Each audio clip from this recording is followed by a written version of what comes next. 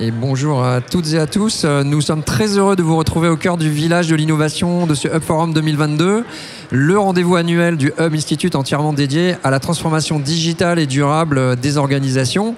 Alors vous n'avez pas pu assister aux plénières, aux conférences, aucun souci, retrouvez-nous ici en direct sur LinkedIn avec le Hub Live qui vous propose en partenariat avec InVibes des zooms sur les conférences. Faisal Boudadi, bonjour. Bonjour. Comment allez-vous? Très très bien, merci. Ça a l'air d'aller très bien. Ouais, ça va bien. Ça va être très intéressant ce qu'on va voir, on vient de s'en parler. Vous êtes Country Manager Europe du Sud. Absolument. De Insider. Alors quelle est l'activité de Insider déjà? Insider est une startup qui a été créée il y a à peu près 10 ans.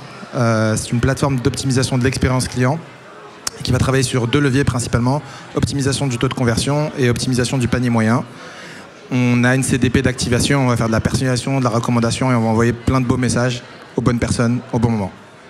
Très bien, c'est très clair. Alors quelles évolutions avez-vous observées ces 2 dernières années en matière d'utilisation de la donnée?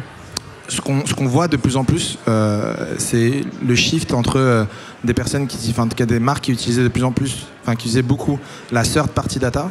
Et on voit un vrai shift sur la first party data. Et donc, en fait, au quotidien, ces marques-là se disent comment est-ce que je vais pouvoir plus leverager mon asset qui est cette first party data, les personnes qui viennent sur mon site, pour mieux comprendre leur comportement, justement après pour derrière leur proposer de l'individualisation et mieux générer de business, en tout cas générer plus de business avec une meilleure expérience client.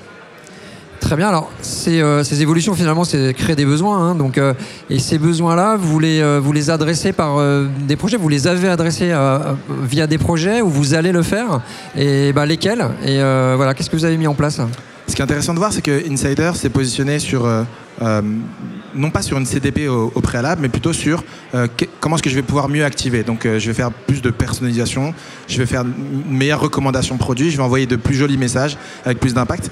Et in fine, ce dont on se rend compte, c'est que justement par rapport à ce qu'on s'est dit, ce nouveau challenge, la CDP et donc avoir ce socle de data, de connaissances sur des personnes qui sont connues, donc loguées, et des personnes aussi qui sont anonymes, avec bien entendu la notion de consentement, et en fait on va pouvoir leverager cet asset-là. Et donc utiliser cette CDP d'abord pour après mieux activer. Donc en fait on est passé sur des problématiques de besoin qui étaient de la personnalisation à une problématique d'abord de data et de meilleure compréhension de mes utilisateurs.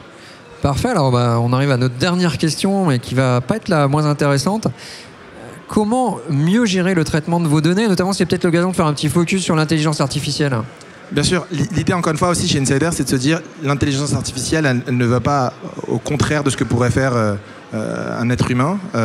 Les marques connaissent très bien leurs clients. L'idée, c'est justement de pouvoir les accompagner et de pouvoir accélérer. L'automation, comme on le propose dans ce qu'on appelle marketing automation, c'est de se dire comment est-ce qu'on va pouvoir détecter des signaux faibles pour les marques et donc leur dire cette personne-là est dans un momentum d'achat, cette personne-là est plutôt dans un momentum au contraire de churn et donc elle va typiquement ne plus acheter chez vous mais potentiellement chez un autre. Et donc l'idée c'est de capter ces différents signaux faibles qu'on ne pourrait pas faire un être humain pour pouvoir aider à la prise de décision. Donc l'intelligence artificielle permet d'accélérer à la prise de décision plutôt que quelque chose qui serait en concurrence avec un être humain.